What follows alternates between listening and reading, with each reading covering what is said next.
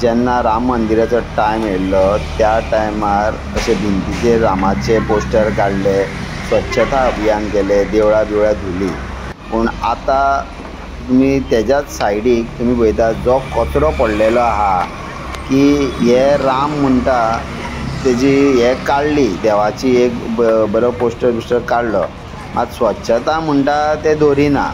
सगळ्यो गार्बेज जर जालेलो आहा कलेक्शन, हरशीं door to door garbage collection जाता, मात कोण ते दारान तेका दिना, ते पयशेय भरिना आनी ही घाण लोकांक आनी शेजाऱ्यांक ही सोंसची पडटा.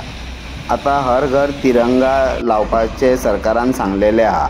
तर मागता BJPचे कार्यकर्ते जे सगळ्या घरांनी जेन्ना हर घर तिरंगा लायतले तांकां एक ह्या माध्यमांतसून सांगता की अशें जेन्ना तुमी तिरंगा लावपाक सगळ्या घरांनी वयतले तेन्ना तांकां सांगा की बाबा स्वच्छता दवरची आनी जी रोड सायडीक अश्यो गार्बेजी उडयल्या ह्यो क्लीन करा. कित्याक 15 ऑगस्टाक तुमी सगळ्यांनी नितळ हे गोंय हे दाखोवपाची खरीच गरज आहा. रामाची प्राण प्रतिश्ठा स्थापना जाल्ली तेन्ना स्वच्छता सगळी कडेन दवरली.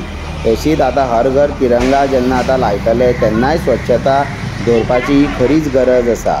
तर ह्या माध्यमांतसून मागता सगळ्या लोकल आमदारांक, मिनिस्टरांक, इवन सरकाराक, इवन BJPचे कार्यकर्ते किंवा ऑपोजिशनाक आपल्या भागान, इवन सगळ्या पंचायतीच्या सरपंच सगळ्यांक आपल्या भागान स्वच्छता दवरा.